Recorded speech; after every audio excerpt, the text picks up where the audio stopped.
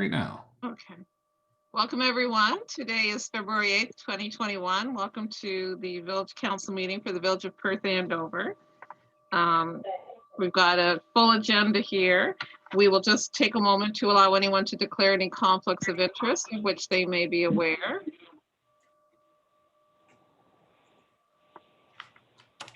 And if there are none, we will look at the minutes from the January 11th council meeting.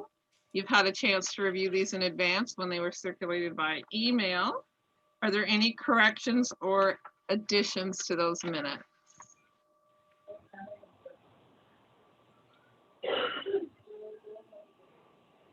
I see more names than I'm seeing faces, but where nobody's speaking up, I'm going to assume that the minutes are good. So we would entertain a motion to approve these minutes just from the one meeting on January 11th. I would move that.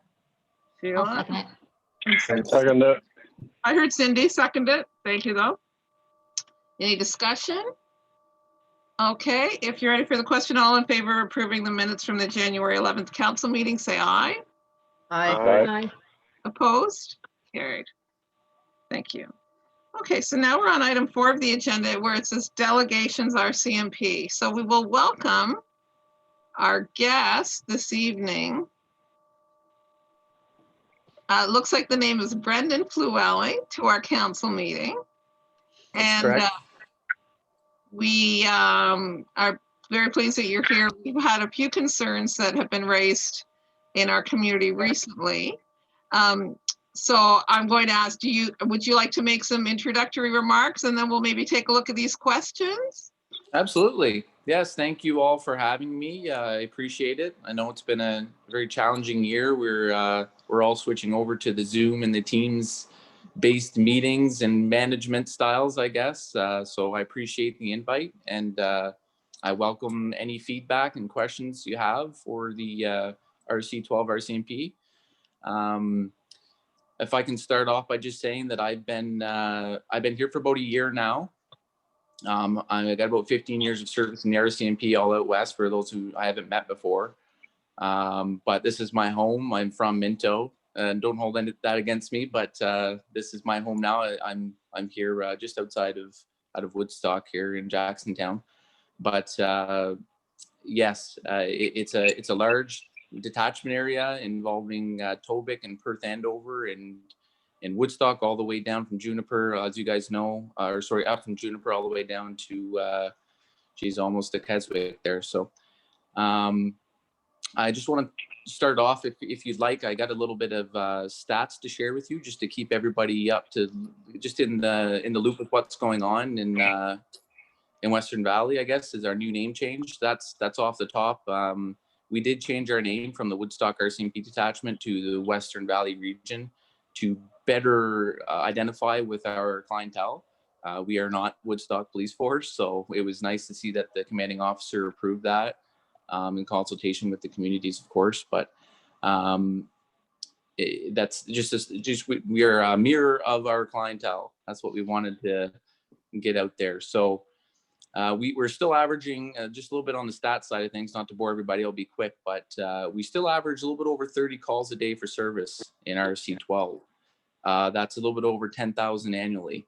Quite a bit for the resources we currently have, but we manage. Again, COVID-19 has been challenging to say the least, and putting strain on our resources more than ever, which I'm sure every government department can attest to that. However, in that time, since 2018, 2019, in Perth Andover specifically, thefts reports and reports of assaults, which is person's crime, is actually down to between 10 and 15%, which we're happy to report, but it doesn't go without its issues, of course. The province has invested in what's called the Provincial Crime Reduction Unit back last fall. That consists of members of the J Division RCMP, Woodstock Police Force, and the Fredericton City Police Force. And what that mandate is the target mostly, drug trafficking and those crimes that hurt the most vulnerable parts of our communities in New Brunswick.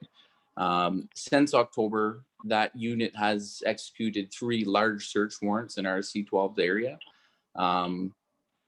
yielding large amounts of meth seizures and recovering hundreds of thousands of dollars in stolen property. So we're happy to report the success of that unit, and we're hoping that the provincial government does continue funding it. I believe the secondments are up in the end of March here, and we're hoping to get, it was kind of like a trial process. So if that gets implemented, I think over time you'll see a big difference in the trafficking of meth and other drugs.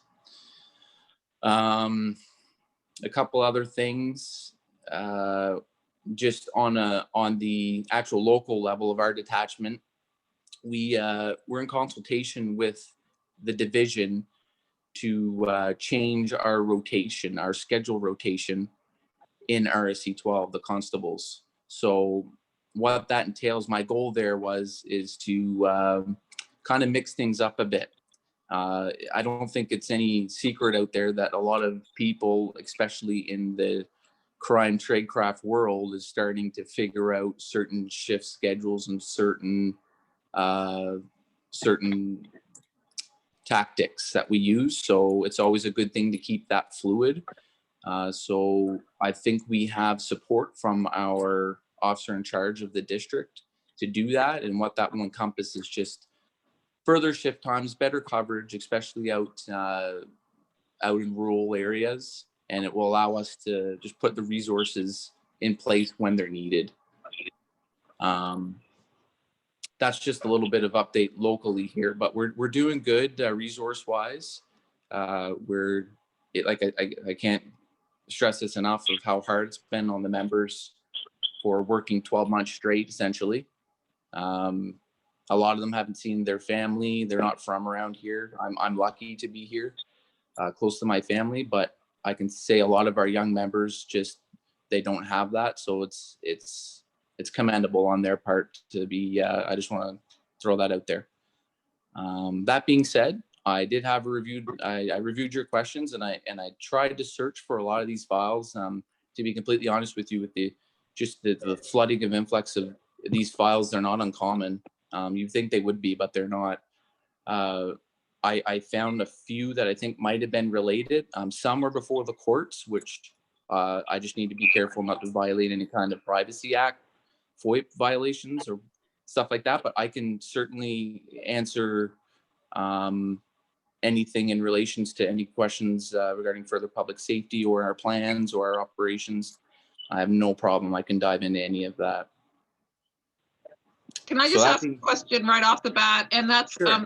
Do we have the full complement in this region right now of officers or members working, or are there people who are out on leave that are not currently replaced?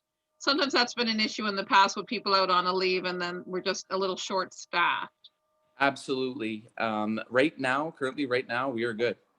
We are full complement. I mean, that fluctuates. I can say that even from the months of December and January, we did have somebody that was on leave from Perth that was dealing with a medical issue, but is back to work now. And happy to report we're full complement up in Perth Andover. Do any other counselors have some sometimes can be rare? Yeah. So yeah, that's good news. That's good to hear. And by me saying full complement, I'm not throwing the government under the bus, but we could always use more money and more members. We'd agree with that, I think. I'll just ask the other counselors if they have some general questions. Sure. Before we look at the questions that are on the screen. Any counselors want to raise any more broad questions?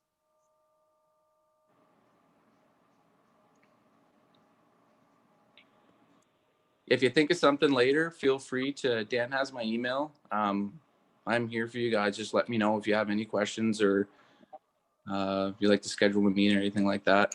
Not a problem. If you think of something later. Well, Dan, you took the questions that have been collected by counselors and you sort of summarized them here. So would you like to sort of walk through these questions? You might know a little bit more about what was also in the question when you got it from someone. So I'll just turn it over to Dan Dion to sort of ask these questions that are on the screen. Okay, well, Absolutely. yep. Thanks, Brendan. I think I'd sent you these questions with some of the background, and these came from, I think, one or two counselors that had received complaints in the community. Okay. Some of the questions come up around how the RCMP handles certain cases and what do they have for facilities. So the first one is sort of self-explanatory. Does the RCMP have a facility that can house people that are either too high or too drunk to be in public or a danger to themselves? Okay, that's a good question. Yes, we do. We have different levels of it though. So depending on the risk to the public or the risk to the person's own like self-harm, that would be a different way of how we would triage that. So if if there's a criminal aspect to it, then yes, we have a cell block with 24-hour commissionaires, which is our guards, in Woodstock, in the town of Woodstock. We also have one in St. Leonard. So Perth Andover Detachment does have a like a similar, it would be not an overnight lockup, but it does have the capability to put someone in there to investigate an interview. But if there's any kind of holding required, they would not stay in Perth Andover just because of the infrastructure at that detachment is quite old. Now, on the medical side of things, if someone was a danger to themselves, then that's when we would use our healthcare partners and either Perth Andover Hospital or the Waterville Hospital. Now, just so you guys are aware as well, you ladies and gents, that the Perth Andover Hospital is going through some transitions right now too. I don't know if you guys have been discussing this with them, but at request of Horizon Health, we limit who we take to the Perth Andover Hospital in mental crisis, just because the infrastructure does not exist there, like a safe room or the training on staff for that kind of triage. So they requested that any kind of case that they would consider to be a triage level 3 or 4 to be brought directly to Waterville. So that's at their request. We have obliged that, and just in the interest of public safety and the interest of staff at the hospital. But to go back to your question, yes, absolutely, we have all kinds of facilities that we can house people. So, for example, if you come or had a call of someone being high on whatever drug in the community on a back street or something, what typically would happen in a case like that if you got there and realized that the person couldn't look after themselves and didn't have anyone with them? See, that's again a good question. It depends. Every case is different, honestly. If the member, and a lot of it's discretion too from the member, if the member believes that the person is able to care for themselves, then that person will probably be either offered a drive or offered, but we can't incarcerate people for no reason. And we've been in big trouble over this over the past few years, members doing this. New Brunswick is lucky to have the Intoxicated Person Detention Act, which is a great tool to use for that. But there is certain thresholds that have to be met to arrest somebody under that act and house them. As we can all agree, it's a pretty high liability to take somebody into custody and then keep them overnight. So every case would have its own set of triage rules that the member would have to go through. And if they're unsure, then that's why there's NCOs on duty as well, corporals, and then there's a risk manager in Fredericton as well that on 24/7 that they can help make that decision. Okay. Can I just interrupt and ask you? You Sure. said that it's a good thing in New Brunswick that we have the Intoxicated Persons Attentions Act. Detention Act, yeah. Oh, detention, yeah. Okay, so can you give us in a nutshell what that is? Sure. I'm not acquainted with that. No, sure. Some provinces don't have it. Some do. I believe it's a handy tool. It's a good act for enforcement agencies. What it is if people are found by a peace officer to be intoxicated to a level that they believe that they are not in control of their actions, then they can legally be arrested under the Provincial Act. So Section 495 of the Criminal Code gives peace officers powers under the Criminal Code to make arrests for investigations and stuff like that. But that any kind of that arrest would be a breach of someone's charter rights. So the province adopted the Intoxicated Persons Detention Act, which gives peace officers the provincial authority to arrest and house these people.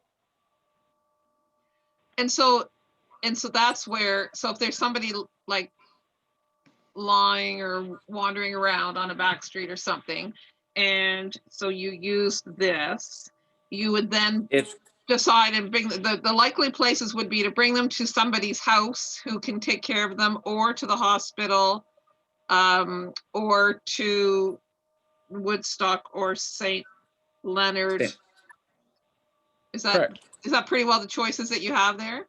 That's correct. Okay. The first place, of course, is like you said it, you listed it out, is to find some place to bring the person, to assist in that and to facilitate that, because the last place a lot of these people need is a jail cell somewhere, unfortunately.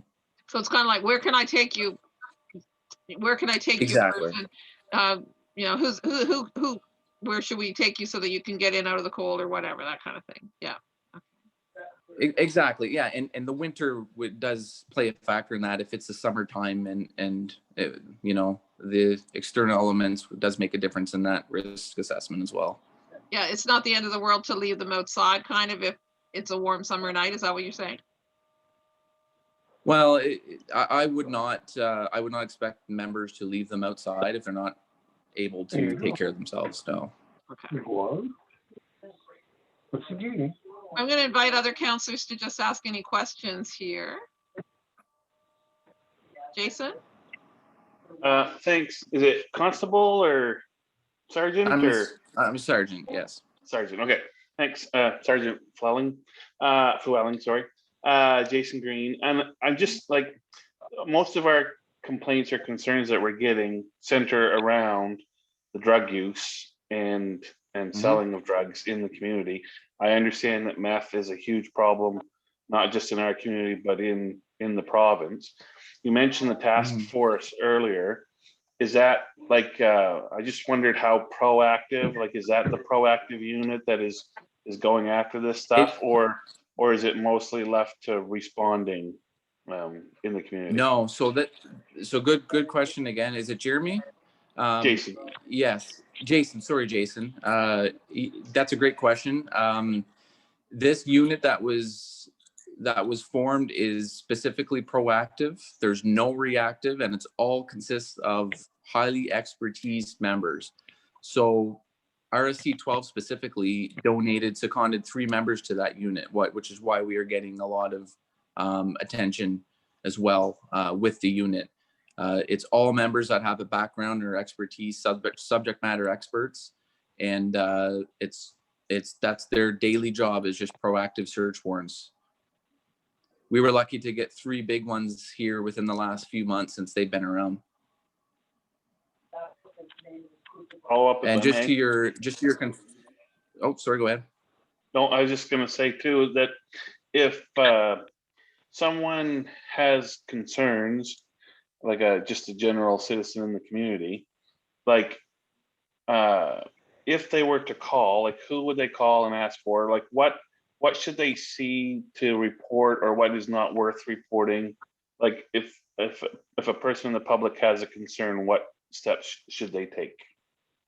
So my philosophy on that is there's no small enough reason to if they have a concern, they should be reporting it. And if they think that it's maybe too small or maybe insignificant, maybe it's a vital tool that we've been waiting for to actually create some enforcement action on that individual or that house. So I would encourage anybody with any even concern or any information to start off through Crime Stoppers. That's the 1-800-222-TIPS or the online system. Now, if they're comfortable enough, they can either attend the Perth Andover detachment at any time at night, or the the Western Valley detachment. That's another route as well, if they're comfortable enough doing that. And the third thing I wanted to mention here tonight is I wanted to ask council if you guys were aware of the provincial program SCAN, Safe Communities and Neighborhoods. It's on the provincial website. I can send Dan a link. What it is essentially, it's a tool for civilians to use. We can't use it as the police, but it's a reporting mechanism that goes through the provincial government to the Department of Public Safety. And what they do is very interesting. They have a lot of tools in their toolbox that we do not have. For instance, their first step would be to send the problem house or the problem renter or landlord a cease and desist letter from their provincial lawyer. If that doesn't work and they still have problems, complaints from the community, they reach out to us. And we share our information with SCAN, and they build a case on these people, this house, this landlord, and they can actually get them either evicted. They can close the place down for 90 days using civil enforcement action. It's really, I'm a bit of a geek with this stuff, but it's really neat stuff that they can, the tools they have that they can use. That as the police, we have to go through the provincial courts, and sometimes to obtain judicial authorizations can be a time-consuming process. It's all through a lot of trial and errors and a lot of information gathering. And that the SCAN system is, I think it's not really well known throughout the communities, and it's a great tool for citizens and even municipal governments to use. I'll send Dan a link. Yeah, for example, Brendan, with that, if we have a vacant building that's owned by someone outside the province that's derelict, and we've had complaints about people going in and selling drugs and doing drugs in that particular building, is that something, that particular type building, is that something that we would pursue under the SCAN system? Absolutely. That's exactly what SCAN's for. Oh, excellent.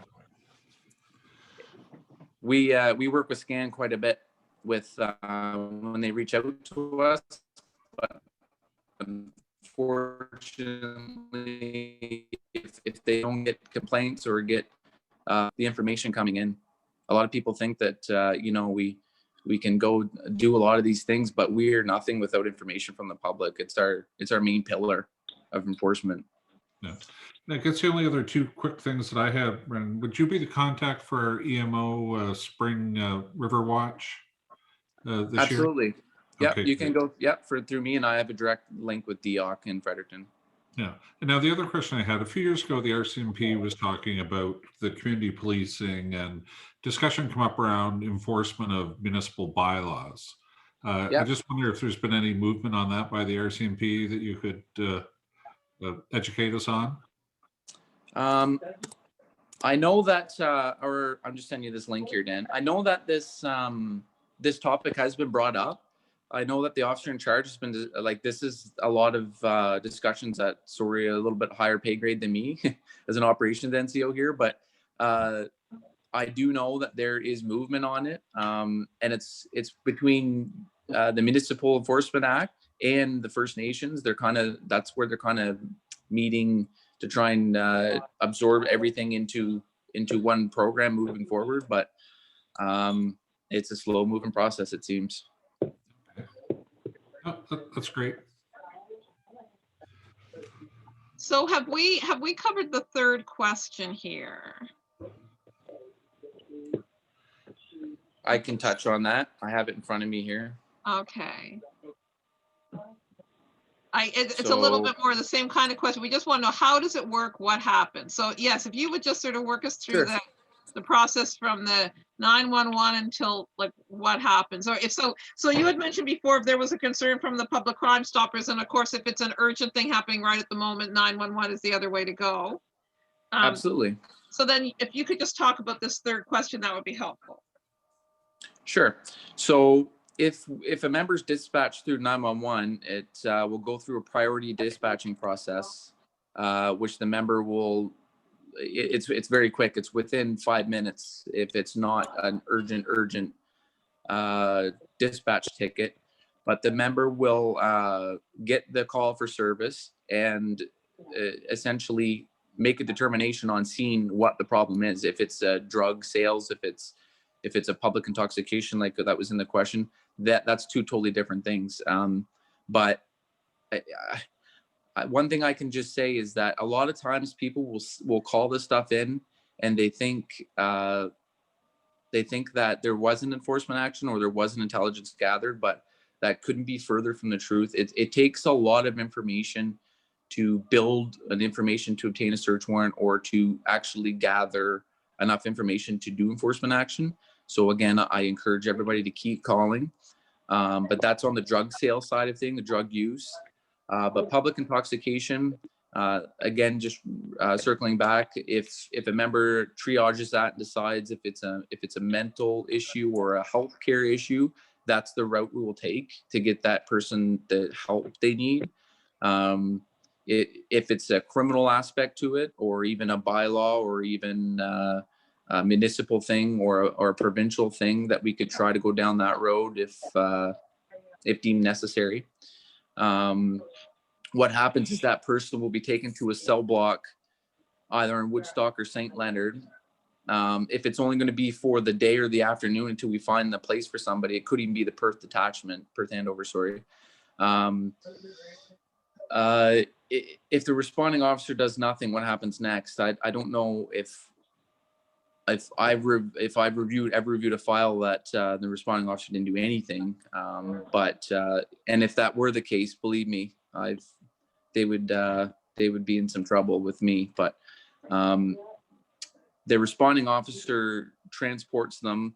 Now, if they're lodged overnight, they cannot be charged under the IPDA, which is the Intoxicated Detention Persons Act.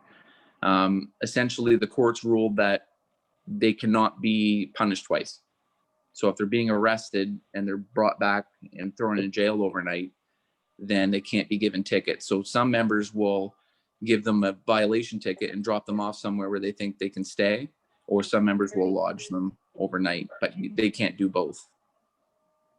It's unconstitutional as per the Supreme Court.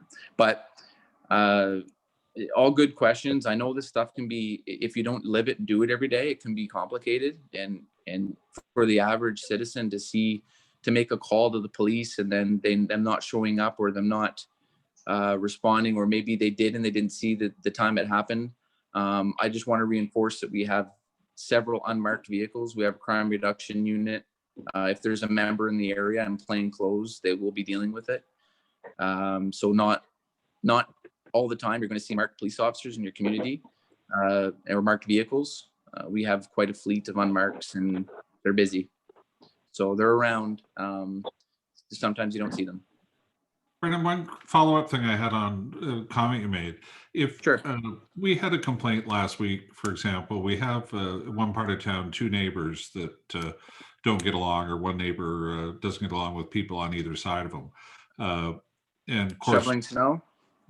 Yeah, and we're concerned obviously about things escalating. Like, for example, if one person took their stereo speaker, shoved it in their window facing their neighbor's house, which is very close, cranked it up on 10, and Wow. if that resident called the RCMP, how would that be handled?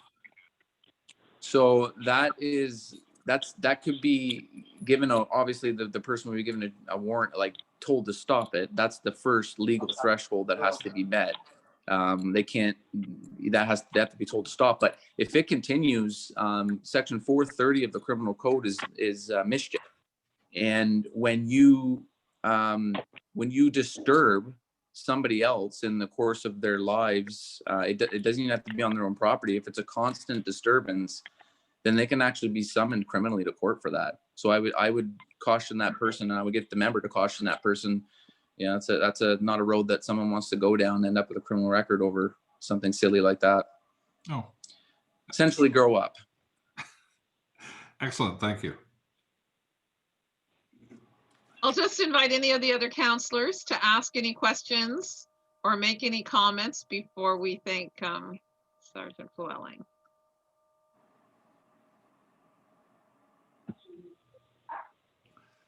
Okay, well, I guess you've covered some really useful information, and we very much appreciate you joining us this evening.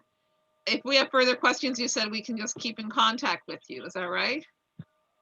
Absolutely. That's why I'm here. I have a day job, of course, but I'm here for you guys. If you guys need any understanding of anything, I'm here. I know it's a complicated process at times, and I'll do my best to answer anything you've got. Okay. And if you have concerns with my members or anything going on at the detachment, please feel free to let me know. Well, Hi, Brandon. Councillor, Yeah, hi, Brendan. Yes, Yeah, I just got a quick question for you. Sorry. sure. You said earlier there you had quite a few, I guess, arrests and everything else with the meth and everything else. Are you feeling quite confident on the convictions? Good question. Well, that's a whole other Pandora's box. I'm not a huge fan of the provincial crown system here in the charge approval process. I didn't have that out west. Here is a different way of doing things. I know that it's challenging right now. It's all I can say is that it's crowns have a challenging job. I understand that. So do we, but it seems you see a lot of people getting off with stuff. I'm not gonna sugarcoat it. So to be honest with you, it's not on our side. So No, I'm sure it's not. No. I I mean, hate. our members work hard, and they do everything they can, and even a lot of convictions that do come down, just I don't know that the penalties don't match the convictions a lot lately. No, they don't. No. All right. Well, thank you for So your time. no worries. Thank you. All right. Thank you. Bye. okay, well, we do thank you very much for joining us this evening, and you're welcome to continue on for the rest of our council, or you can make an escape if you so choose. But we do thank you for your communication. No, yes, I've got some kids. No problem. Anytime. I got some kids upstairs. I got to go get to bed. So. Okay, that's great. Thanks very much. Okay. Thank Have you. a good evening. Talk to you soon. Okay. Thanks.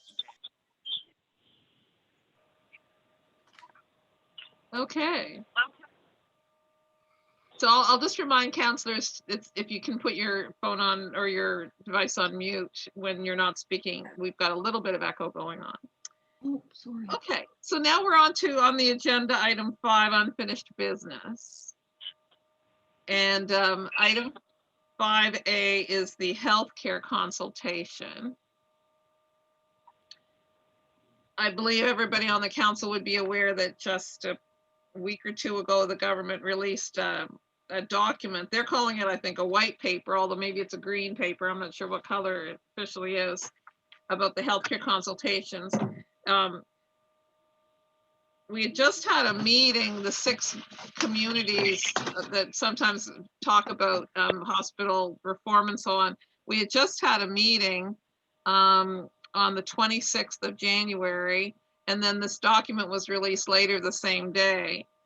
The communities were interested in asking the health minister for a roadmap of how the consultations were going to proceed and how they were going to go about contacting the different stakeholders and the different healthcare workers.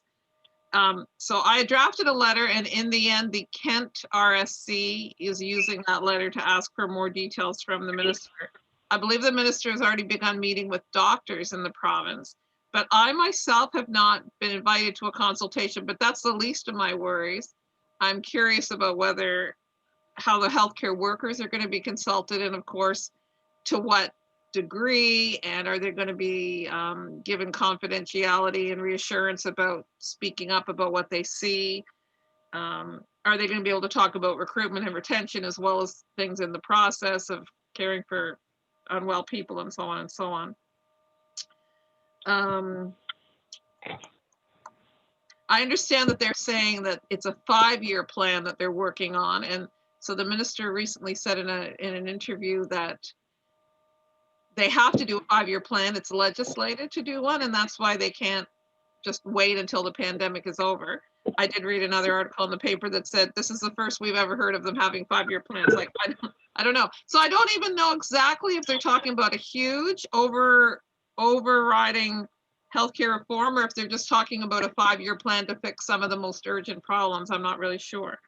So I'll just pause there, and I'll invite anybody from the council to make any remarks that you might have about the healthcare reform consultation.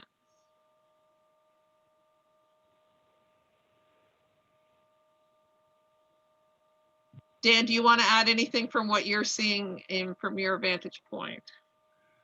No, just it'll be interesting to see how the process rolls out and how much input from municipalities and healthcare workers and patients also get feedback into the consultation.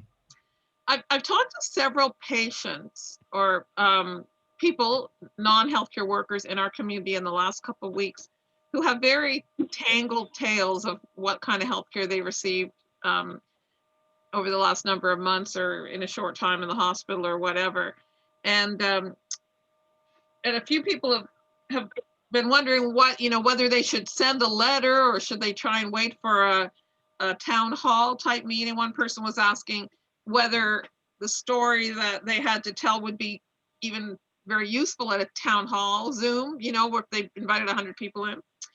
And I said, when in a big Zoom trying to get feedback from the whole community, often one person telling their tale just makes everybody else groan and say, please take up your private matter separately. So I think what I suggested to this person that they do think carefully about their situation and try to write a simple summary to send it in and say, these were the problems that I experienced when I recently, whatever, was trying to get a primary care provider, or when I was trying to get follow-up for this, or when I was in the hospital for that. Because we don't really know what their plan is to get a hold of healthcare recipients. And I think people should, because they are talking about the end of March, people really might want to consider thinking about their story and trying to write it out in a way, not a 5-page single-spaced letter, but a short summary where the health minister can be seeing what some of the things are that are not really working as smoothly as they should. And it's just a difficult question, because whether it's too much into the weeds, as I say, or into the details, but maybe it will ring bells if enough people tell their stories and their overlapping concerns. So I think we are going to have to be agitating for a bit more information on how these consultations are going to unroll, because we already are coming into the middle of February, and that's only about 6 weeks for a whole lot of people that need to be giving input.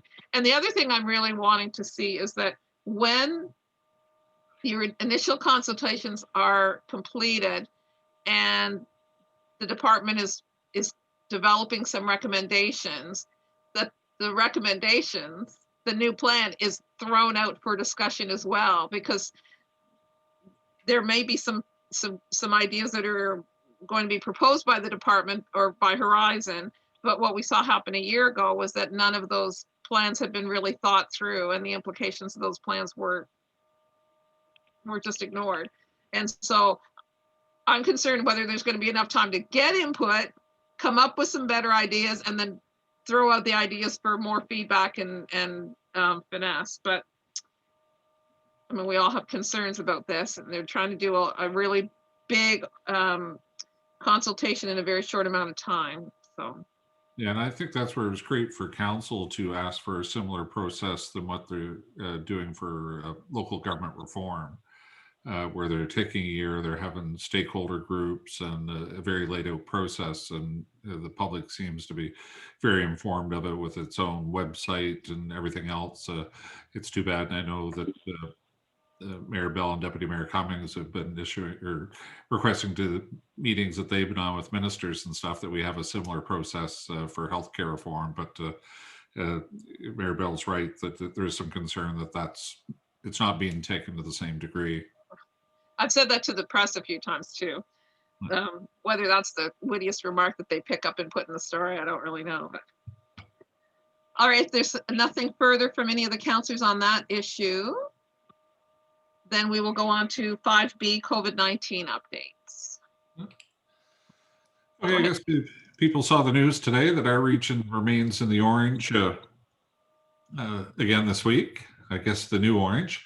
Zone 1 is moving to the orange level, and zone 4 above us is moving to the red level at midnight. Thankfully, there was only 2 new cases in New Brunswick today, which was nice. And we have 182 active cases in the province now, fully vaccinated, 5,347 people. And we have had a drop-in testing center, or the testing center that's been set up in Perth now for the past, I guess, week and a half or 2 weeks, that beginning last Monday or Tuesday, without much fanfare, it was changed over to a drop-in testing center is also as an option. So we put that in our newsletter last week, and people can just drop by and get a COVID test. You don't necessarily need to book online with the 811 number. So it's good that they're providing that service. Finally, of course, the testing is certainly knowledge is power when it comes to COVID and things. So it's great to have a testing center in the community. And I know Mayor Bell's been following up with the department on this issue. Well, I'll just tell council that I sent an email today to Dr. Russell and Dr. Liston, and also to David Arbo, who's with primary care with Horizon, just asking for a bit more of the why of the testing center. And I kind of said, we are happy there's a testing center here, but we would really be interested to knowing the rationale. And I kind of mentioned all the different rumors about why we have it here. And it's most likely some solid reasons, like our testing numbers are low, or we're close to the international border that many essential workers cross. But there's all kinds of weird questions about why it's here, and we were never really given an explanation. And so I just asked if they could tell us a little bit more about why they selected this location to have one. And then I also asked more questions about this drive up, no appointment part, because it doesn't really, it's the only one apparently in the province. And it seems to be confusing because they've talked all along about the right test at the right time, testing the right people at the right time for the right reason. And I'm not sure if no appointment needed means you don't have to have any symptoms, or that you can be any age, or you can be from anywhere. And what if they have a long line of people that are all wanting to be tested? Do those people bump the people who have appointments? There's just a lot of questions, and we have not really got, we've kind of got minimal information on sort of why these things are happening. And it's good that they are, but I think we could promote better if we could explain to people what the thinking is. So I did send an email letter today, copied it to the Minister of Health and so on. So we'll see if we get a little bit more information. And if we do, you'll probably see some of those answers in the weekly newsletter this Wednesday. Questions or comments about COVID-19? Okay, we'll move on to 5C, Maritime Bus Route Update. I guess I don't know if Mayor Bell want to comment on this, or do you want me to, or? You can go ahead and then I'll add something. Okay, yeah. The province did find some money, and the council was very proactive in lobbying the government on this issue, and also getting other communities up and down the valley to lobby the government. There was money taken to support that, and it was funneled through the city of Evanston, which I believe went through without any service interruption. So that was great. And the money, I believe, is coming out of some of the COVID relief money from the federal government. I believe it may have been taken out of the municipal portion of the COVID relief money. But the municipalities that were impacted certainly appreciate the government keeping the important service going.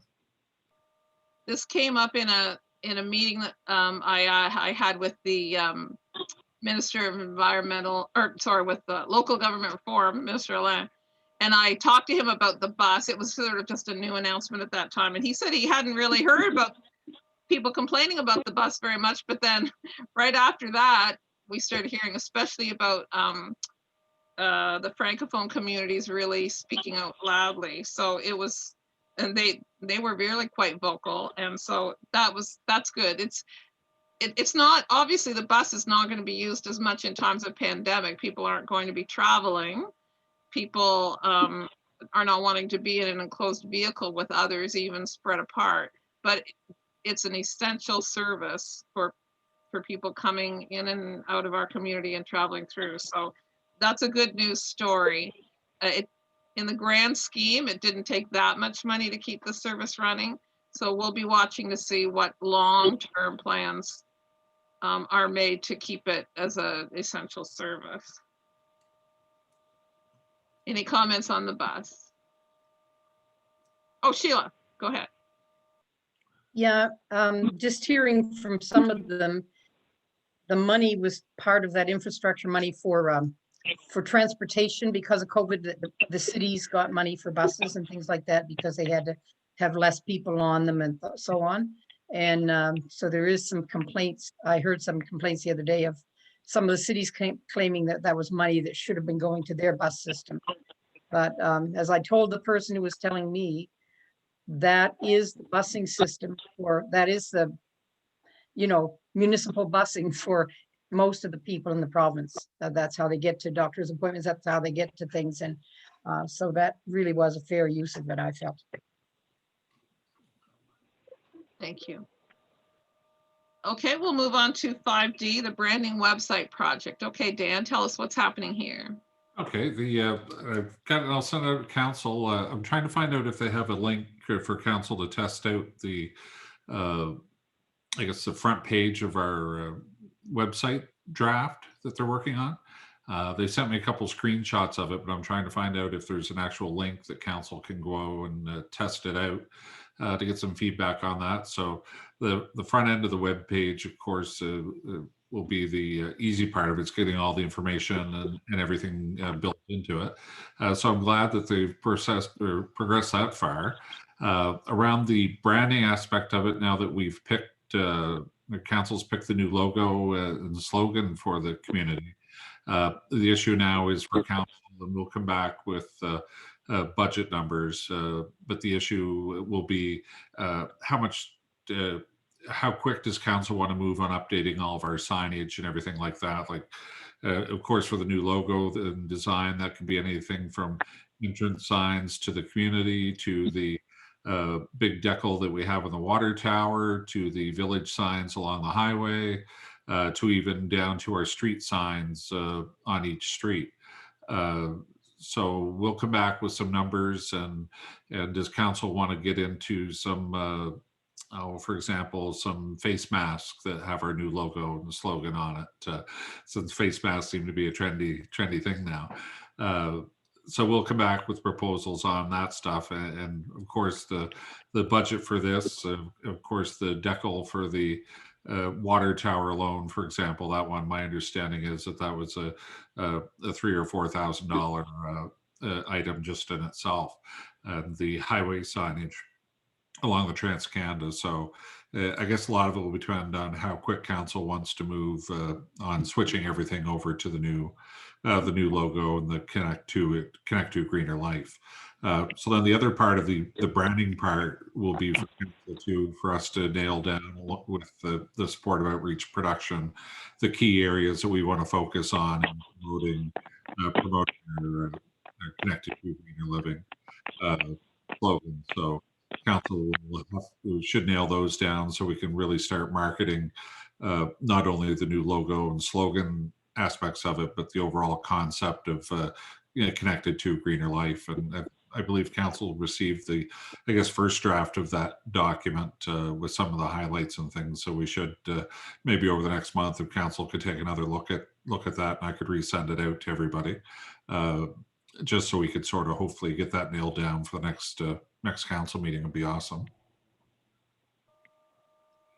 It used to be in years gone by that there'd be all the letterhead that would have been thrown away when somebody did a new branding or found a new logo. But now pretty well, we probably just print off the logo when we print off the letter, right? We don't have piles and piles of letterhead and envelopes all sitting around. So that's the easy part of launching the logo. But yes, the more significant things about how much money to spend, how quickly in terms of changing everything over, but then the real marketing of our community with these priorities, because the logo and the slogan are just the wrapping paper around the actual items that we want to demonstrate and make people aware of.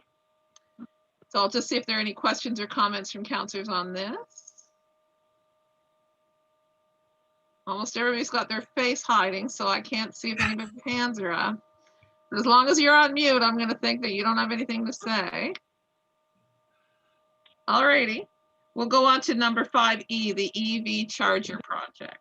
Yep, just on that, just finalizing the orders for ours and working with Bristol Florence Full on 1 or 2 for their community also. So the 3 that we've got ordered right now for our community are the hospital, library, and civic center, and they will be the double pole charging stations. It was interesting on the weekend with the announcement of different car companies and the EV car craze. That some recommendations now feel that by 2025 that 50% of the vehicles sold will be electric. So with the new push for electric vehicles, it sort of seems like it's coming rather quickly. And I guess now even Apple's talking about having their own cars, so who knows? That's a good thing. It's a really good thing for our town if everybody uses a little more electricity to run their vehicle. Yeah. Plus, it's a really great, fun thing to have. Yeah. All righty. Now we're on to 5F, the plow truck RFP. Yeah, and we're still getting through the final details on the 2 lowest tenders to make sure everything's apples to apples the best we can. I'll have something for the next council meeting on that.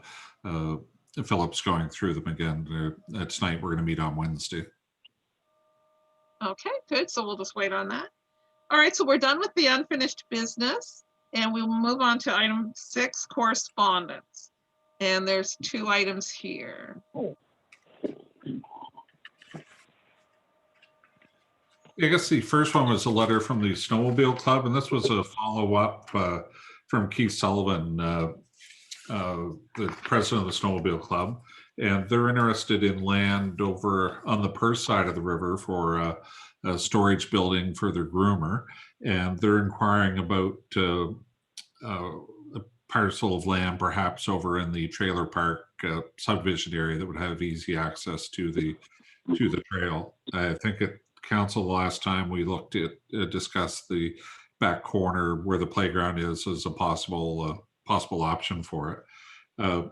One thing that we would have to do, since that seems to be the parcel they're looking at, we'd have to take a look at our, the zoning there. And since we're updating our rural plan, we may have to make some changes to allow that type of use there. But you can see from the letter that they would like to follow up with us and see council's interest in doing something with the club on that land. So can I just ask, so they're wanting to rent the land because we rent land in the trailer park.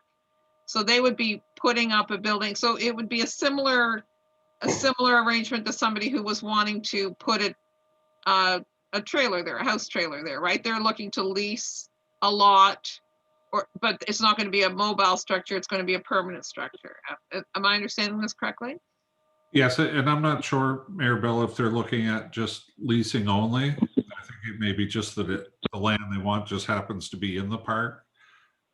We never get into price or anything like that. Basically, they're looking for a lot in the trailer park. So I don't know if that means they're looking for a monthly rental, or if they're looking to buy the land from the municipality, or if they're looking for the town to donate the land. Okay, so you're going to follow up on what exactly they're looking for and whether the zoning is compatible with that. Yeah, I'm quite sure the zoning wouldn't be the current zoning, but since we're redoing the municipal plan now, would be an awful easy time to make any changes. And again, that would have to be, if we are changing the zoning there, even though we're doing the municipal plan over, we'd still have to do the proper notification of all the neighbors in the area and things like that also. And you said this was land beside the playground in the trailer park, not in, like, not the playground land. Well, they're sort of adjacent to the playground. There's some unmowed land. Okay. Yeah.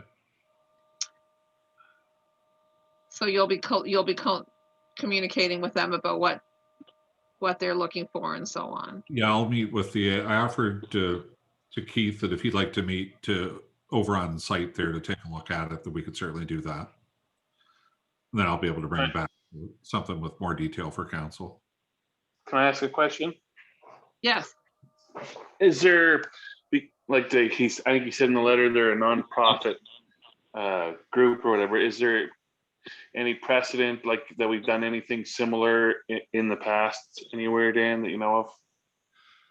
As far as the land transaction, Yeah.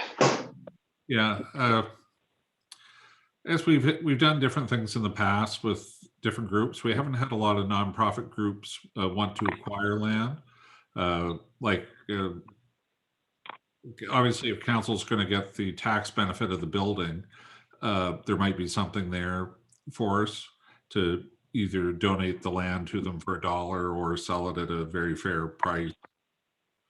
And I think with development, for council too, it'd be good to know like roughly what's the value of this building going to be, either like what kind of tax revenue is it actually going to generate, or are they actually going to hook water and sewer up to it and power, so those type things too, just so we can council and get an idea of what the spin-offs for the community would be by having it there.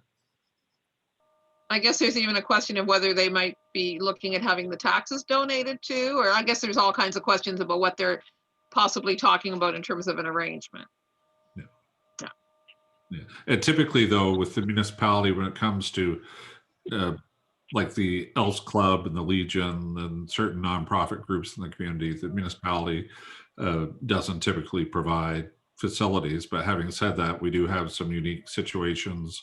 For example, up at the TIC building and different groups where we do some type of subsidy of nonprofit groups. But generally, as a whole, we don't. Any other questions or comments from councillors on that? I'm also just wondering too, if what area this Skidoo Club services, like is there, the possibility that something like that they would take it to another community, if because like on its face, I'm supportive of it, but it would be nice to know, like you said, have all those kind of details ironed out. Looked like his letter said they were going to look to put water and sewer and eventually there or whatever, but just wondering if it's a larger service area that it serves and that they would be looking elsewhere as well. Yeah, I believe their preference is to have it in the municipality, where I think some of the groomers and live very close to the town, especially on the Perth side, and the majority of the trail is it's easy access on the Perth side. Most of their grooming now is on the Perth side. I get the impression that whatever the number is, 70 or 80% of the grooming they do is on the Perth side of the river. So it works out a good location for them. And of course, access to our cheap green energy also is a perk for them, I imagine. I think it's something that we're going to want to work with them on to see if we can make it happen, because it makes a lot of sense that they would have their equipment right beside the trail, right in our municipality, convenient. I think we're going to want to see what we can do there, but we'll have to figure it out step by step. Okay, we'll go on to the spring excitement here. May 10th election. So Dan, brand new information finally released about the election. Yeah, I put this, there's a letter in your kit there, and I pulled some of this stuff out with the election. Right now, the plan is still to do the election on May 10th, where they talk about candidates may begin to file their nomination papers with the returning officer when the office open on March 22nd. So it's coming right up, 6 weeks away. Nomination period closes on April 9th. uh, for everyone to get their papers in. And if municipalities are considering a plebiscite that we'd like on the ballot, we'd have to get back to them by February 23rd. And those are type things that if council wants to change something that's not normally how we operate now, if we want to have a plebiscite, I think out of all the years I've been here, we've never done anything special in that regard. And then the province has encouraged everyone to go to elections MB for more information. And as things roll out now, what we did 4 years ago, 5 years ago, I guess now, we did a whole promotion and to encourage local people to run for council. It was very successful last time. So we're updating our files that we used then to encourage people to get out and run again. We also did a push on getting ladies in the community to step up and run for council, women in local government. That was quite successful, and we're very fortunate in our community to have a split 3-3, male and female. So that certainly worked well. There's not a lot of overall New Brunswick. We don't have the number of females running for municipal positions. So we'll certainly promote that again in our community. So we'll get the things out, of course, the criteria of the have to be a resident of the Village of Perth Andover and all that stuff. That's all the typical requirements for it. Two things. A plebiscite would be in another place. It would be like in years back, we're going to be a dry town with no alcohol, no, liquor sold in our town, that kind of thing. Or do we want to go ahead with this big new arena, or do we want to have horse racing in our town? Those would be the kinds of things that would be in a plebiscite. Yes. Yeah. Okay.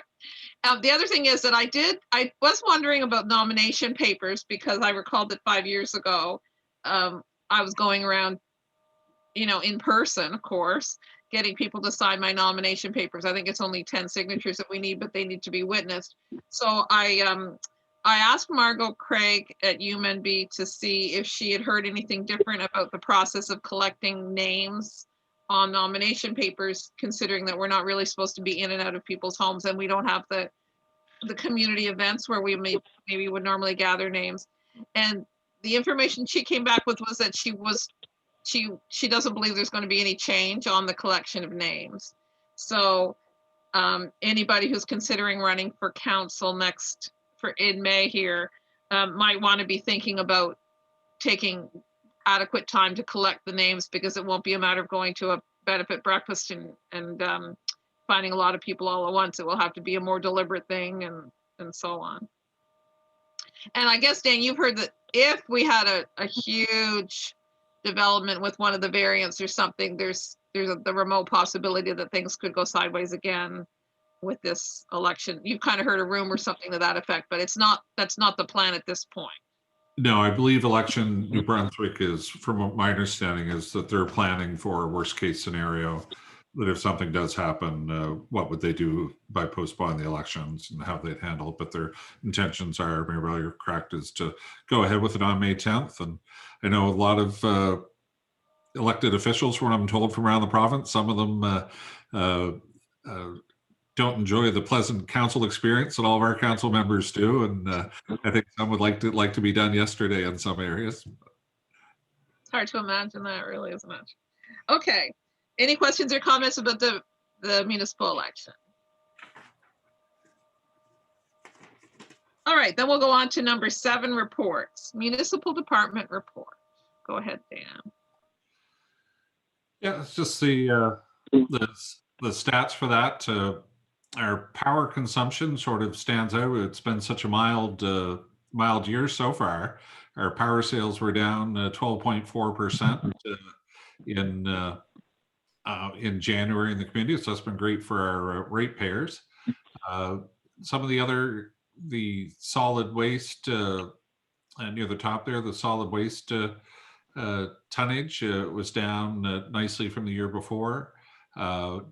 And the curbside recycling, we still have an issue with that. The being a bit behind last year's totals. Justine's been doing some marketing, recycling program, and trying to encourage more people and trying to clarify what we actually, what people can use for recycling. We compared our numbers to the RSC. Our drop in recycling seems to be a bit more drastic than other areas. And also use of the large container at the Civic Center. Now, I'm not so sure the large container at the Civic Center, if that's that people don't want to use it, or if that it's getting filled up. I've had a few complaints about people going there and it's been plugged full and they can't get more stuff into it. So I don't know if it's maybe a thing where we're not getting it emptied enough to allow for more pickup. And of course, now too, people have the option of doing it at home also. So that for the recycling, the energy consumption, it was great to see the staff at the rink with the reduced users in the facility, the energy consumption down 22% at the Civic Center. Of course, our use of the rink's probably down 90%, unfortunately. The last time we went into Orange and with some of the stuff going on here with the high school team not running ice and the high school teams and minor hockey had stopped there for a while. We were for a period we were only renting, I believe, seven hours of ice time a week. So obviously that's not a good financial business case for the rink, that's for sure. And so there's some communities now, and Councillor Green and Deputy Mayor Cummings, we talked about this just briefly, the concern around what are other communities doing, what's going to happen. Some municipalities are discussing already looking at closing their arena facilities early just because of the lack of use. Because everyone knows in the orange level that we're in now, there's no games, it's just practice. So I'll follow up with Justine again. She's been having some discussions with minor hockey about what their intentions are. Typically, the past few years, minor hockey's finished up the middle of March. So I'm not aware of what the high school team's intentions are right now, or minor hockey. But once I get more information on that, I'll share it with council. And the admin plan, in part of the report, we're working on our 2021 work plan. We've done a whiteboard up on that. I put in here a thing about the municipal reform coming up. The website's developed, the UMB zone meeting this week for council members to attend. I've got a copy of a presentation, a PowerPoint presentation I'll send out to council members for that. And the province is developing various stakeholder committees, which they've asked different associations to nominate members for. So that process will be done shortly, is my understanding. And another thing before this meeting, I went back in and checked emails, and I saw this one from the minister. The Safe Start funding, originally had reported to council that we'd applied for 110,000 originally. We were approved for the second phase of $64,730 instead of the 110 we applied for. And the phase one of that program was the transit money that the cities received, is my understanding. Phase two is the actual claims that municipalities put in.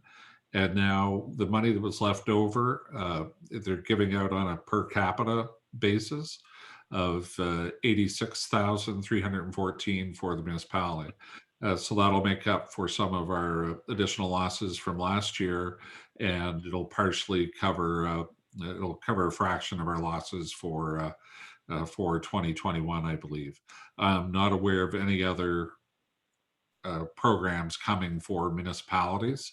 And it certainly appears that our programs and events probably will be very similar to last summer, where there's not a lot of vaccines out, and there's still going to be COVID cases, and we don't know about this other strain of the virus. So I certainly anticipate that financially, the virus hasn't turned the corner, and neither will the municipalities with programs and events. So that's, if anyone had any questions on the restart funding. Yeah, I do. I saw that today briefly too in the email that they were giving out the rest of the money. And I think we were wondering what they were going to do with the rest of the money. So is this what they kind of thought they were going to do all along? Or did they think that municipalities were going to request more? And then I know I saw in places that not all the municipalities had even requested money because not every municipality went behind. Like, they're trying to clean up this file, I guess, by getting this money handed out. Just like, do you have any explanation of, is this what they were planning to do all along, do you think? Yeah, that's my understanding. In some of the provinces, they just gave it all out based on a per capita last year when they received money from the federal government. In New Brunswick, we went another tack where we said, well, look, we'll have municipalities apply for what to replace monies they lost. And then whatever money is left over, if any, we'll divide it on a per capita basis. Again, I don't know which is the right way, because some communities ended up getting more. I guess put a whole lot of thought into it. I sort of thought that doing it on a per capita basis for everybody would have been the fairest way to do it. The way they did it by giving out the second phase based on losses, it doesn't support communities that were proactive and reduce some of their cost. So it sort of rewarded financially communities who didn't do anything to manage their finances a little better. But no, I believe this was the province's position all along to do the initial tranche of money and then do the balance on a per capita. Thank you for that explanation. Any questions or comments on that from councillors? Okay, continue on then. You've already mentioned a little bit about recycling promotion. Yeah, the recycling promotions, we're going to keep promoting that and pushing it. Just an update on council, we talked about the container financing program. We've had 8 applications so far for people that would like the financing done. So we've picked up and delivered the containers to 8 people so far, and we've just added the fee on their bill. And we will over the next month, as we get into March, we'll monitor the number of I guess non-compliant cans to meet our April 1st date that we're talking about. Good. Okay. Questions or comments from councillors on that? All right, so now we're on to 7B, the fire department report. Yeah, include that. It was nice. Only seven calls in January, which was nice, compared to 12 calls last year. For the very rare time, we had more calls in town than outside, which we had 4 inside and 3 outside. So it was a relatively quiet month, which is nice for the fire guys to have a nice one. We still have an issue with some vehicle accidents. As you can see, the vehicle accidents are 50% of the calls almost in the community. So, Dan, do you know, sorry. Do you know if, I know that the lotto was on hold, I think, while Grand Falls was in lockdown. Do you know what their intentions are now? yeah, as I don't know the actual startup date, but I know they're waiting for the Grand Falls to come out of the lockdown phase before they restarted. So I assume they'll get up and running shortly. I'll check that with the fire chief, and I'll let council know. The Legion's starting this week. Okay. Yeah, Paul, is that the one the Legion and the Elks Club do together, or the Chase the Ace? No, that's the Chase the Ace and the Bingo. Okay. Thursday. Any other questions or comments about the fire department report?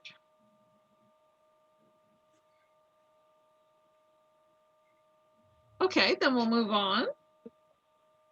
7C is council member reports. I'll just run by a few of the things I've already referred to. There have been numerous, when our community went to red, I've attended numerous Microsoft Teams updates with the Department of Public Health. So there was one on the 12th and one on the 19th and another on the 29th, and it's all about the changes. They don't really say too much that's very different from what you might hear in the regular press conference. But there is a chance to ask questions. So I did have a meeting on January 13th with the Minister of Environment and Local Government Reform, and we talked about the bus, and we talked about how we don't have that many problems in Perth Andover that municipal reform will solve. So we're kind of in an ongoing conversation about what do we really want for us here, for our residents, for municipal reform. I did a Zoom meeting with Dr. Serge Melanson on January 25th, and he's involved in a project called eVisit New Brunswick, eVisit NB, which is a program where people can have a phone call with an emergency room doctor. And he explained to me all about how this works. I asked him how this was different from being able to call, I think it's 811, if I have my 11 numbers right. And this is the sort of thing, if you go to eVisit NB online, you can, if you have the sort of thing that you would otherwise take to the emergency room, but you don't need somebody to lay eyes on it, you can describe it to them and they can deal with you. Anyways, it's one of the ways that the doctors are looking at taking advantage of technology to deliver care. So there will be more on that. And he would be interested in talking with our whole council if we were interested. And I think we'll want to see a little bit more about some other things to do with healthcare reform, maybe before we spend a little bit more time on that. But anyways, I've already talked about the conversation with the 6 mayors about healthcare reform. Oh, and I spent a little bit of time on February 3rd trying to find out about volunteering in Zone 4, because I saw that there were numerous appeals from Horizon Health and the Department of Health to go volunteer especially in the seniors residences in Evanston, where many of the staff were in isolation. So I tried to figure out how people would go about and volunteer. And so I spent a little bit of time trying to figure out if it was just, if you had to be a government employee already, if you had to be a nurse and so on.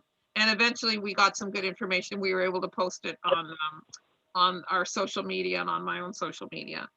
And then I've also done a little bit of media stuff. I talked to Global News about the bus service on January 14th. I talked to CBC, a phone interview on the 27th about the healthcare consultation. I did an interview with Corinne with the Telegraph Journal on the 28th.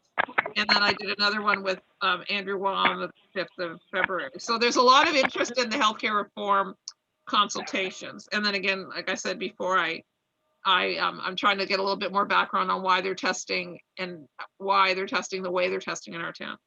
I also just want to mention that I've been using the Carlingford ski trails quite a lot in the last month. And I am not an elite skier, and I think the trails are lovely, and I have a great time out on those trails. So it's a gift, and I see them well used. Depending on when I go, I run into lots of other people who are tramping around on the trails or skiing or falling or whatever, and it's lovely. So it's a gift to our town it's one of our wonderful assets. So I will just run around through the council and just ask you to report on any municipal activities. So I will start with Deputy Mayor Sheila Cummings.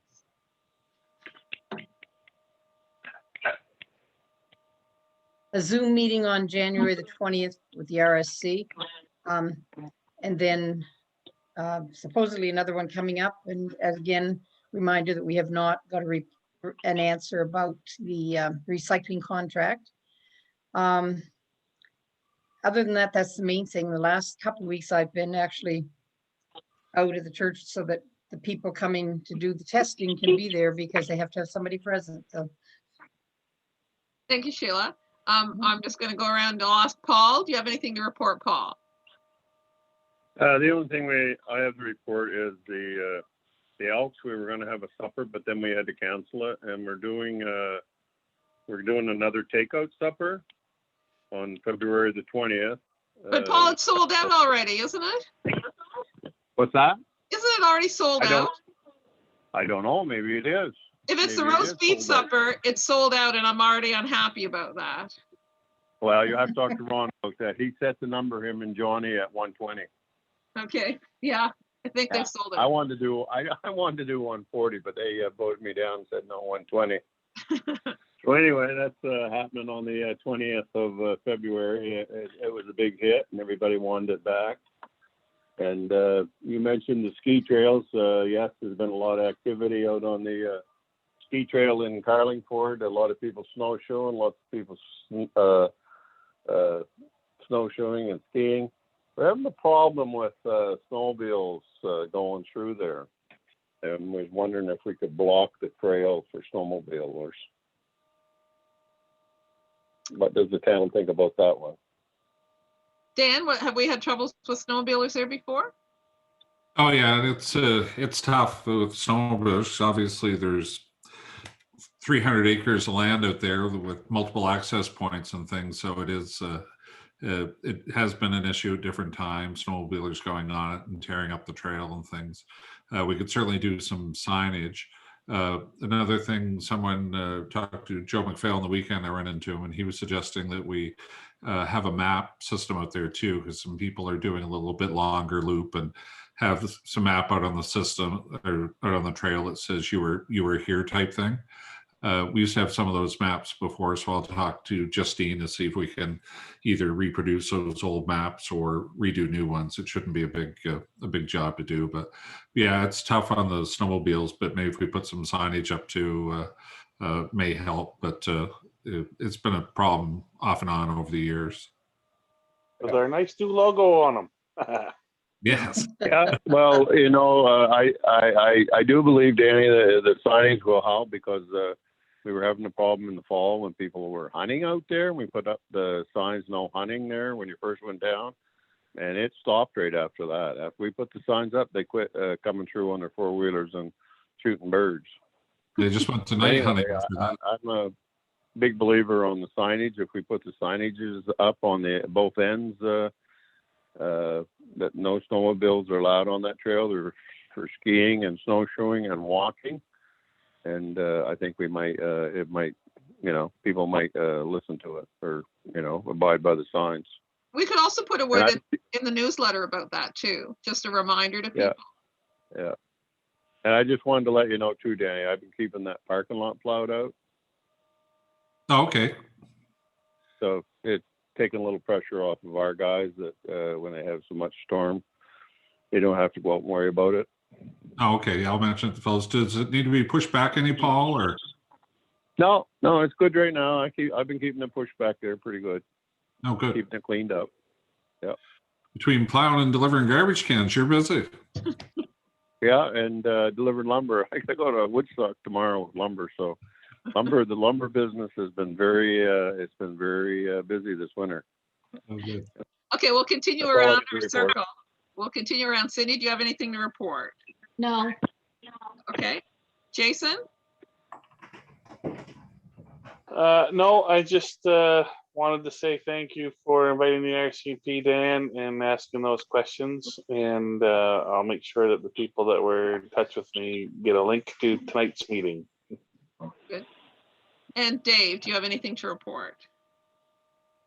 No, I was supposed to have a public safety meeting, but I never got an invite to Zoom, so Oh, darn. Okay. didn't happen. Sorry. Okay. Well, thank you very much, counselors. It'll be a great day when we can all go around and do community things, markets and breakfasts and concerts and picnics. But that day's a few months down the road still. So now we are on to number 8, bylaws, and I presume there's nothing in the bylaw department for us to address tonight because Dan has put up a screen for number 9. The slightly funny looking screen here because the title is half off. But Yeah. anyway. I'll bring up the actual. So I can give a little bit of explanation about this motion. So the Rotary Club initiated a project over almost 2 years ago, I think now, looking at a green space development in the community. And I talked about this at a recent council meeting about whether the council was truly wanting this to go ahead, and numerous councillors said, yes, it would be a wonderful thing for the community. So the Rotary Club had to make a decision in the last few weeks about whether it was going to attempt to carry out a project of this size, because with a large, beautiful picnic shelter and the groundwork and a portable washroom, we're talking about hundreds of thousands of dollars. And if all the bells and whistles in the design that we commissioned were included, it would be $500,000. But even the picnic shelter and the washroom and so on would be, about half that.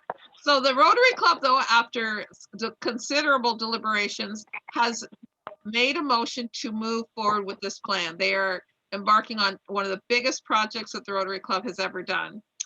And so they're little by little putting the committees in place to raise the funds and to choose the features and so on. It's going to be a project that will happen over several years.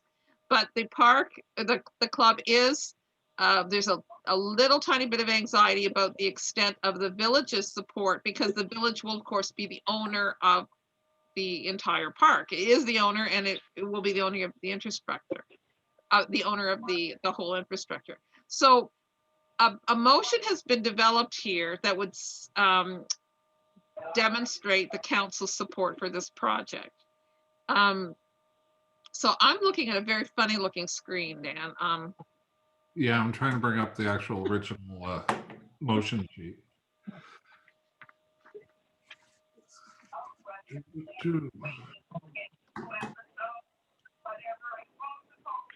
Somebody maybe might want to go on mute because we're hearing some hollering, unless it's my voice echoing. Hope not.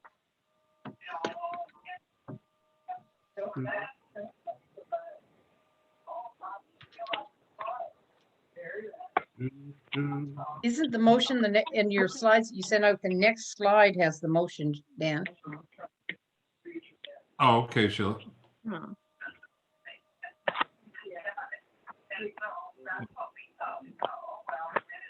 Okay, so you guys seen this one? There it is. Yep.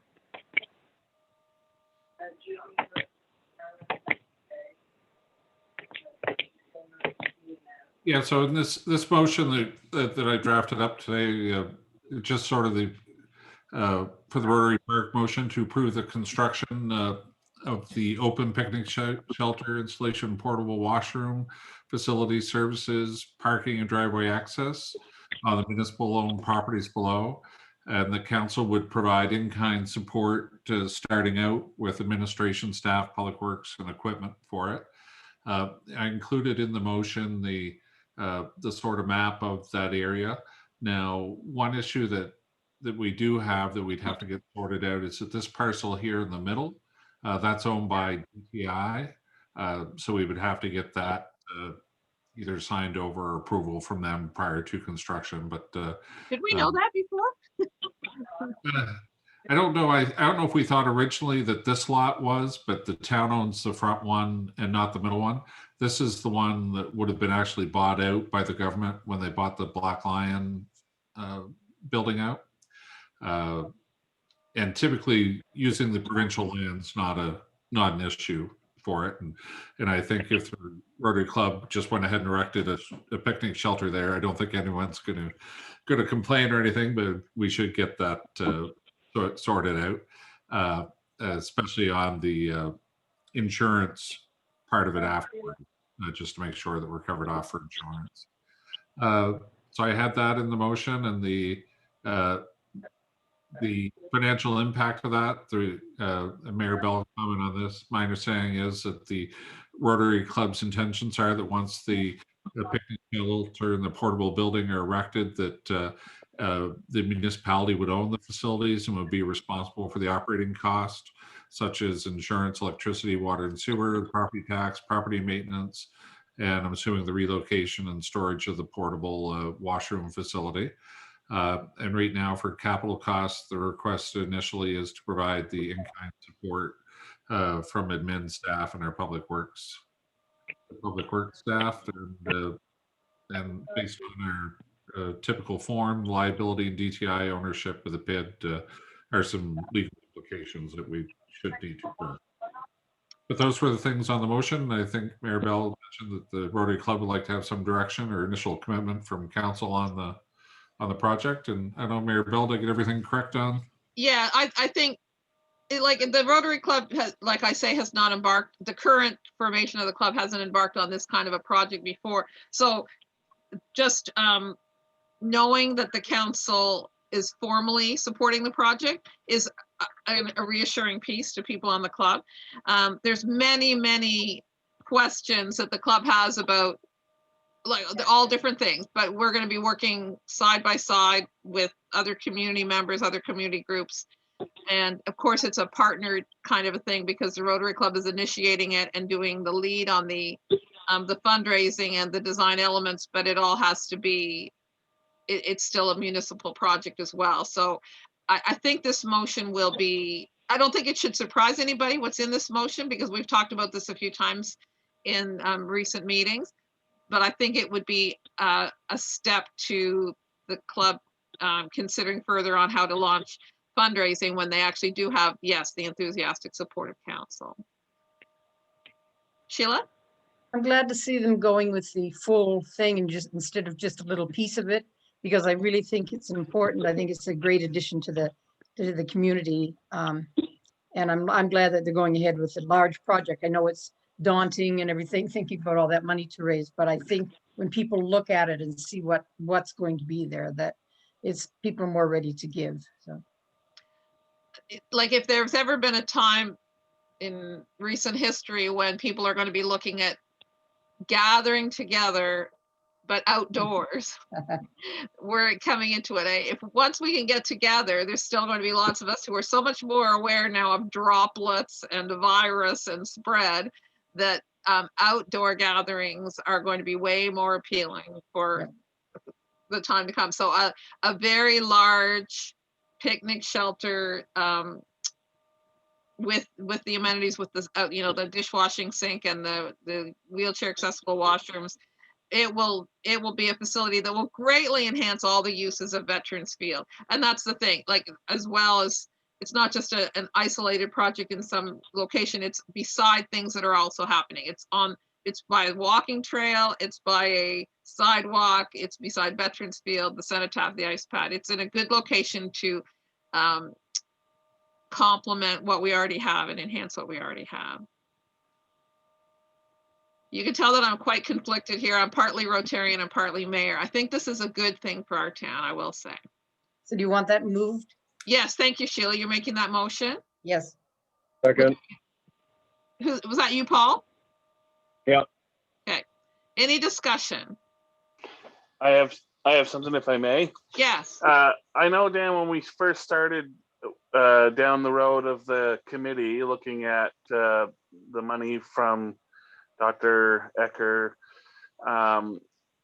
and we had discussed early on that like we potentially as a town would also supplement some of those monies.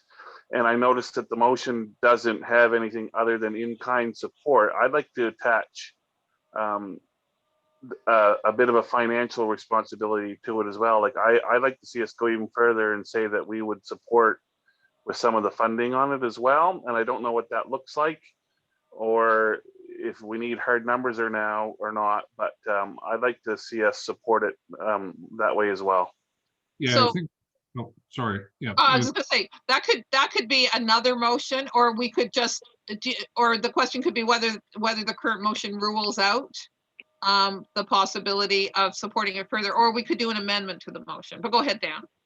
Yeah, no, I guess one of the things with Council 2, I guess where the Rotary Club hasn't nailed down the total budget for the project yet or their fundraising. Like for example, council committed to X amount of dollars now, the Rotary Club might have in mind for a larger amount, so to speak. So I think it'd be good for once the committee gets their fundraising plan devised and their final project cost and things, it'd be easier for council to make, I guess, an informed decision on how much to contribute. Sheila? Yeah, and I don't think this motion excludes that. This allows it to happen later, and probably nicer to have it after May and a new council, so because they'll be going forward with it, so it's probably a good time for that motion to come up then. How does that sound, Jason? Do you feel like we could just sort of say, this is the very big, this is the basic what we're gonna do, but we could certainly do more? Do you see it as covering that? Yep, I just wanted to get that across, and that I hope that the Rotary understands that too, understanding that another council might not feel the same way, who knows? But that was certainly, I think, the feeling around the table of the early committee work, and I believe it's, I'm not speaking for anybody else, but I believe it's also probably the feeling of this council as well.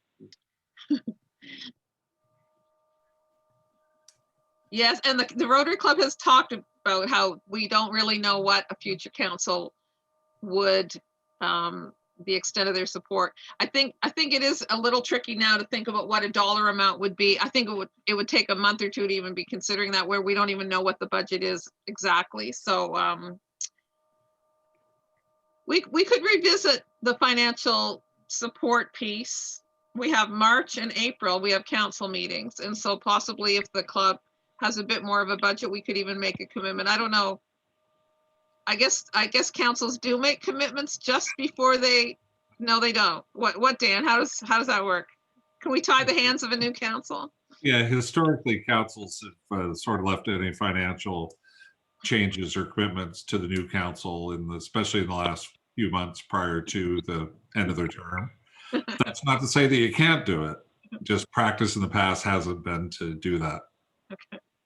No, I wasn't saying that I wanted to do that now. I just wanted I think that the Rotary should know that, anyway, that seems to be the general feeling of the village.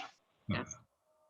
And we can, people who are running for council in the May election could talk about this as part of their platform, right? That if you're an enthusiastic supporter of this project, that could be something that you could say on, not when you're door to door, but whenever you're doing whatever your campaign strategy is.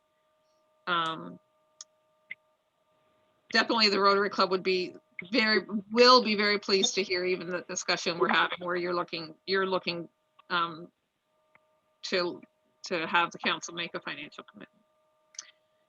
So we've got the motion made by Sheila. Oh, wait a minute. Where's the motion? We've had it moved and seconded. I don't remember where my notes are here. I think it was Sheila and then Paul, Yes. Yes. but we haven't actually had the vote, I believe, right? Correct.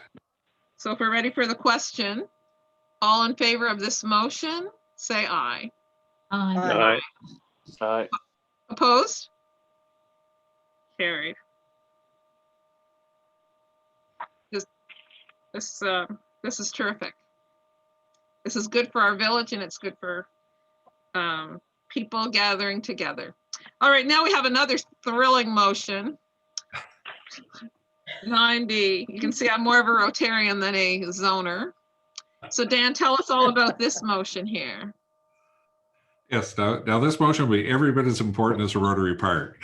This motion, I worked with our consulting group on the public consultation.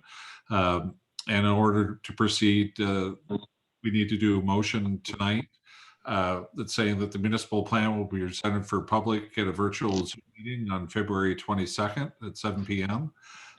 Residents will view the proposed municipal plan and zoning bylaw, which will be on our website, and hard copies available here at the office. And also any objections to the plan may be made in writing to council within 30 days of the presentation by March 22nd for anyone who has any complaints. Council will have to have a short meeting on the 22nd of March to just discuss any objections, if that works for everyone. If we have to, we can move that date a little bit.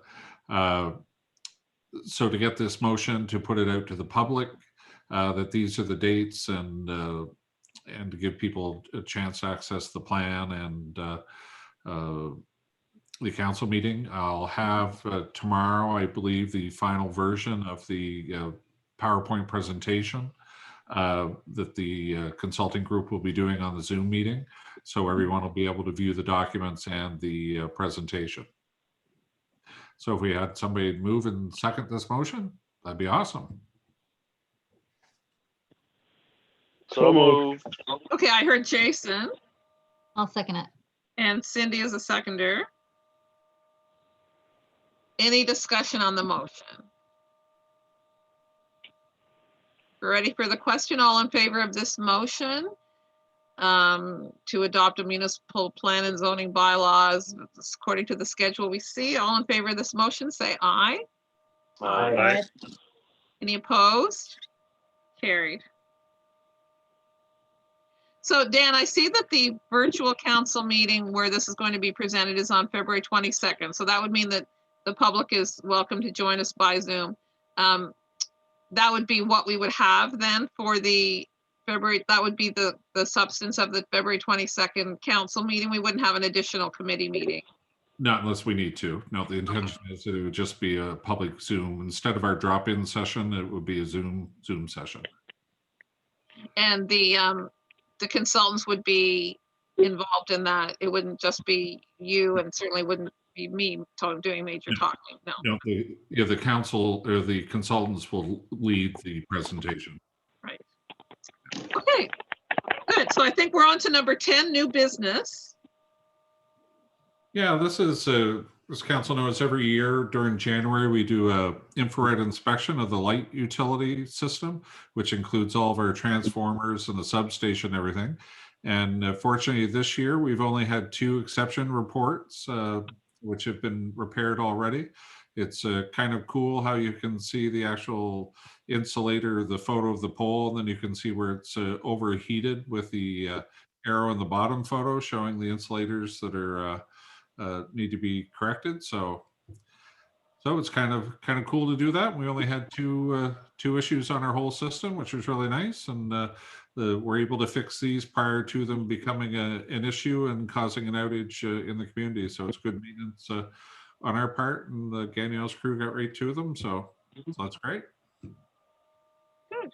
Any questions or comments on that from councilors? Okay. Well, I believe we have come to the end of our agenda, and all we seek now is a motion to adjourn. So moved. I think that was Jason. That was Paul. Oh, He Paul. beat Cindy to it. Cindy's the usual one to adjourn. Okay. Well, thank you very much, everyone, for your participation this evening. We only have a few more meetings together until maybe everything will change or maybe everything will stay the same. But we will next meet again then on the 22nd to look at the municipal plan with the public. So thank you, everyone. We'll talk to you again soon. Good night. Good night. Good night. Night.